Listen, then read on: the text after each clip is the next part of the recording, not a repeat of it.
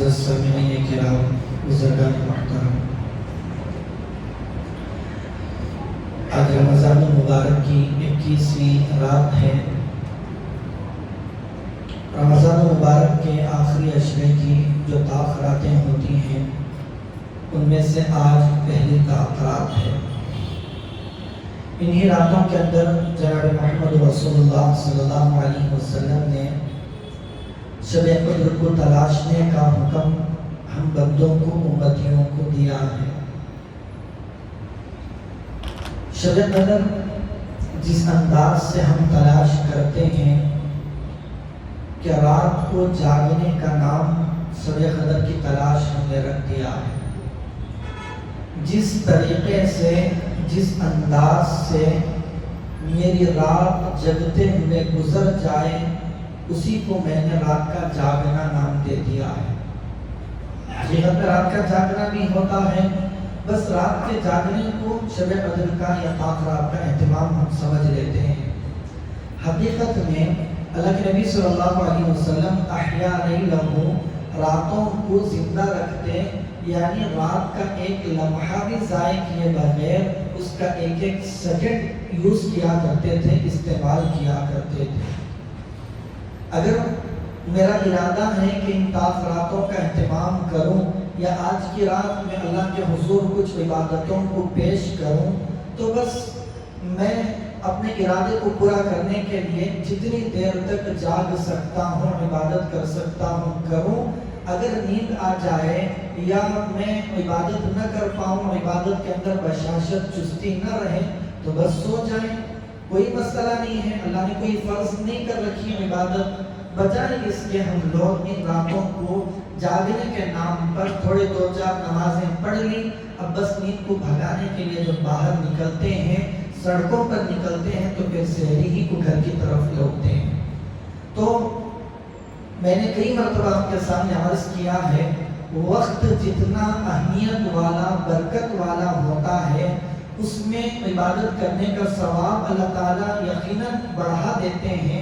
اگر اس اہمیت والے قیمتی وقت میں اگر کوئی غلطی، گناہ ہوتا ہے تو پھر اس کا وبال بھی بڑھ جاتا ہے۔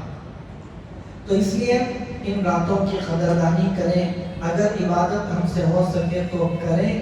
ان راتوں کی عبادت کے نام پر خدا غیروں کے سامنے تاخراتوں کا غلط تصور نہ پیش کریں۔ بس غیروں کو ان کے سامنے ایک شکل یہ بن گئی ہے کہ جب یہ راتیں آتی ہیں تو مسلمان باہر گھومتے ہیں، پھرتے ہیں، اور جو منچلے قسم کے نوجوان ہوتے ہیں وہ گاڑیاں لے کر بیلنگ بھی کرتے ہیں۔ اللہ ہماری حفاظت فرمائے۔ میں چاہ رہا تھا کہ جو لوگ اعتکاف میں بیٹھے ہوئے ہیں ان لوگوں سے چند باتیں عرض کروں۔ دیکھیے، بہت سارے لوگ ماشاءاللہ ہماری مسجد میں اعتکاف کے لیے بیٹھے ہیں، عمر رسیدہ افراد بھی ہیں، نوجوان بھی ہیں، غالباً دو چار بچے بھی بیٹھے ہوئے ہیں۔ یہ اللہ تعالیٰ کا کرم ہے۔ ہم اپنی طرف سے خود نہیں آئے ہیں، ان سعادت بزور بازو نیز تا نبخشت خدائے بخشندہ۔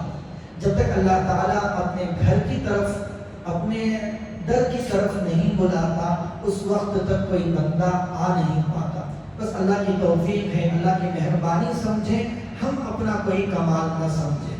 مثال کے طور پر کوئی ایک بہت بڑا بادشاہ یا کوئی بہت بڑا حاکم مجھے یا آپ کو اپنے گھر کھانے کے لیے دعوت پر، دسترخوان پر بلا لے، تو میرا تصور، میرے ذہن میں کیا باتیں آتی ہیں؟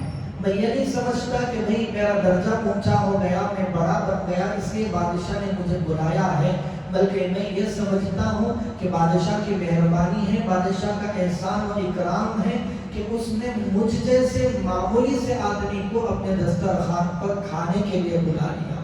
تو اللہ رب العزت سب سے بڑے ہیں۔ اللہ نے جب اپنے گھر کی طرف بلا لیا تو ہمیں اپنے گردن کو عاجزی سے جھکا لینا چاہیے، ذرہ برابر بھی ہمیں فخر نہ ہو، تکبر نہ ہو، اور اپنے عبادتوں کو جتانا نہ ہو۔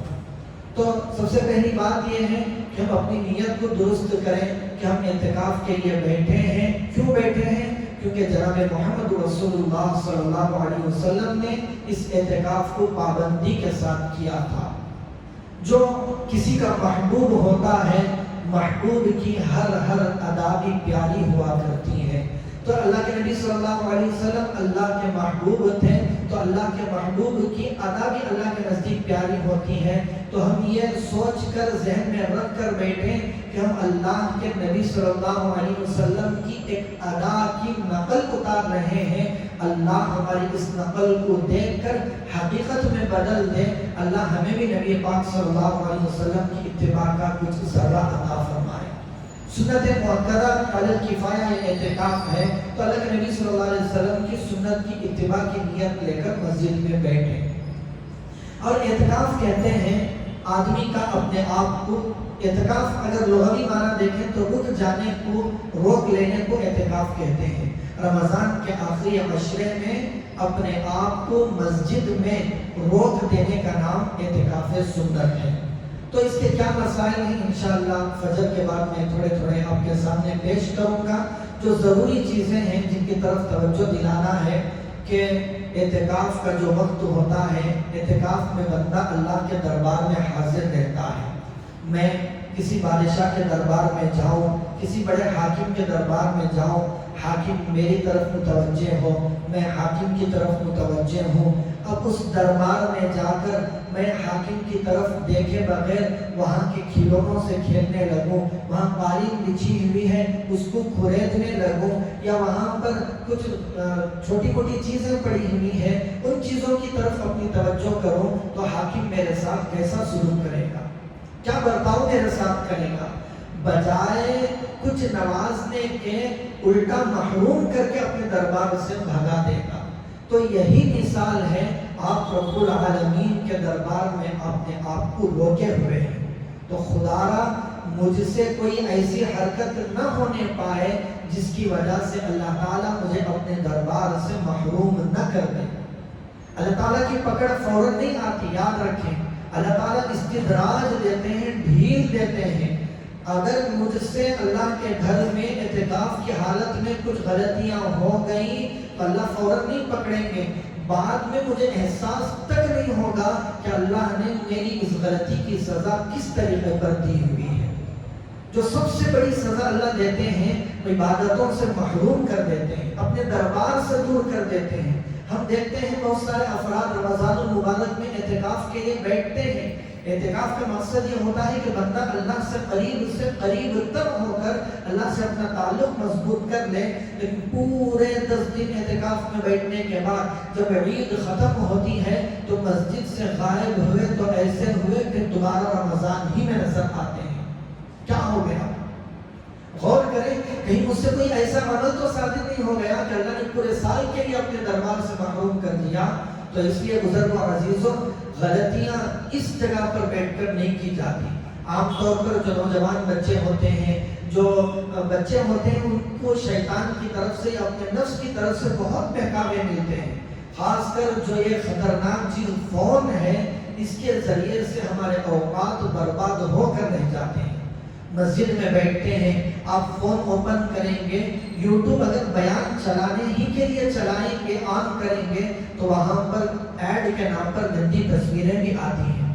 گندی تصویریں ویسے بھی گھر میں دیکھنا بھی حرام اور ناجائز ہے، میں مسجد میں بیٹھ کر گندی تصویریں دیکھوں، نامحرم لڑکیوں کی تصویروں کو اپنے فون میں دیکھوں، کیا مجھے اعتکاف کی جگہ ہی اس کام کے لیے ملی تھی؟ تو اس لیے فون کے استعمال کو بالکل ترک کریں۔ سخت ضرورت پیش آئی الگ بات ہے، اس کے علاوہ اس کی طرف اپنے آپ کو بالکل متوجہ نہ کریں۔ کیا کریں مسجد میں بیٹھ کر؟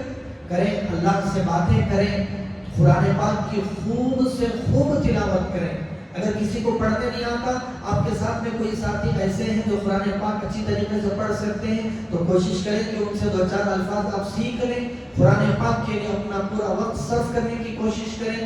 قرآن پاک پڑھتے پڑھتے تھک گئے، 2-4 رکعت نمازیں پڑھ لیں، پھر اللہ کی طرف دعا کرنے کے لیے بیٹھ جائیں۔ خوب دعائیں کریں اپنے لیے، اپنے گھر والوں کے لیے، پوری امت کے لیے، دعاؤں کے لیے۔ اس سے بہتر وقت، اس سے بہتر جگہ آپ کو کہیں نہیں مل سکتی۔ کیوں؟ کیونکہ آپ دوسرے اوقات میں جب دعا کرنے کے لیے بیٹھتے ہیں تو کسی کام کو روک کر ختم کر کے آگے بیٹھتے ہیں، لیکن اعتکاف میں آپ آئے ہیں، گھر بار سب کچھ چھوڑ کر پوری مصروفیت کو بالائے طاق رکھ کر آپ آئے ہیں. آپ کی پوری توجہ اللہ کی طرف ہے. اثر میں آپ نے دعا کی, آپ کا دل اگر دعا میں لگ گیا تو آپ کا من, آپ کا دل بے چین ہو جائے گا کہ میں پھر کب اللہ کے حضور ہاتھ اٹھا کر دعا مانگوں گا. یہ کیفیت ہماری بن جانی چاہیے کہ دعا ختم ہوئی پھر میری کیفیت ہو جائے کہ میں کب اللہ کے حضور ہاتھ اٹھاؤں. تو یہ مزہ دعا میں حاصل ہو سکتا ہے اگر ہم دل سے دعا کرنے والے بن جائیں. دعا میں کیا مانگے؟ اللہ کے حضور اپنی زندگیوں کی تبدیلی مانگے. ہم رمضان کے علاوہ ہماری زندگیوں کی کیا حالت ہوتی ہے, ہماری زندگیاں کیسی گزرتی ہیں, نہ سنتوں کا خیال ہوتا ہے, نہ اللہ کے احکامات ہماری نظروں کے سامنے ہوتے ہیں. ہم کیا اللہ کے احکامات کو پورے کر سکتے ہیں؟ اللہ کی توفیق یہاں پر بیٹھ کر اعتکاف کی حالت میں ہم مانگ سکتے ہیں. تو اس لیے آپ ایک شب قدر کی تلاش کے لیے یہاں پر آئے ہیں تو رات کوشش کریں کہ پوری رات اللہ کی عبادت میں میری گزر جائے. صبح کو فجر پڑھ کے اشراق پڑھ کے آرام کریں, ہو سکے تو چاشت پڑھیں, جتنا سونا چاہیں تو سو جائیں. حضرت شیخ زکریا علیہ الرحمن حضرت کے پاس اعتکاف کے لیے بہت بڑا مجمع آیا کرتا تھا. بڑے بڑے اکابر علماء حضرت کے پاس اعتکاف کے لیے حاضر ہوا کرتے تھے. حضرت فرماتے میرا اصول یہ ہے اعتکاف میں کہ خوب کھاؤ, خوب پیو, خوب سو, لیکن ایک چیز کی کمی کرو. پوچھا جاتا کیا چیز ہے تو کہتے باتوں کی کمی کرو. تو کھانا منع نہیں ہے, سونا منع نہیں ہے, سو جائیں, لیکن باتوں میں اپنے آپ کو بالکل وقت نہ دیں. باتوں سے اپنے آپ کو بچائیں. کیوں؟ باتیں بہت زیادہ جو باتیں ہماری ہوتی ہیں اس میں غیبت ہی آتی ہے. تو اعتکاف میں آ کر اللہ کے گھر میں بیٹھ کر میں غیبت کروں کتنی بری بات ہے. اس لیے باتوں میں اپنے آپ کو بالکل نہ لگائیں. ضرورت پڑی اپنے ساتھی سے بات کریں, اگر ضرورت نہ ہو تو بالکل وقت گزارنے کے لیے یا کچھ سستا لینے کے لیے کہ بھئی افطاری ہو گئی تھوڑی دیر ریسٹ کریں گے, ریسٹ کے نام پر باتیں نہیں, ریسٹ کریں گے اکیلے تنہائی میں تھوڑی دیر آرام کر لیں یا تھوڑی دیر لیٹ جائیں, ذکر کرتے رہیں, قرآن پڑھیں, نماز پڑھیں, دعا کریں, اور تھوڑی دیر آرام کرنے کا, تھوڑی دیر بیٹھنے کا موقع ملے تو بیٹھتے بیٹھتے بھی ذکر کیا کریں. فارغ وقت بالکل نہ رہیں. ٹھیک ہے فارغ رہ گئے تو رہ گئے, لیکن باتوں میں اور فون میں آپ لوگ نہیں رہیں گے. تو اس لیے میں خاص کر نوجوان بچوں سے میری ادب درخواست ہے کہ مسجد کا ادب و احترام کریں. میں نے چند 2 جمعہ پہلے بھی کہا تھا کہ اللہ کا گھر ہے.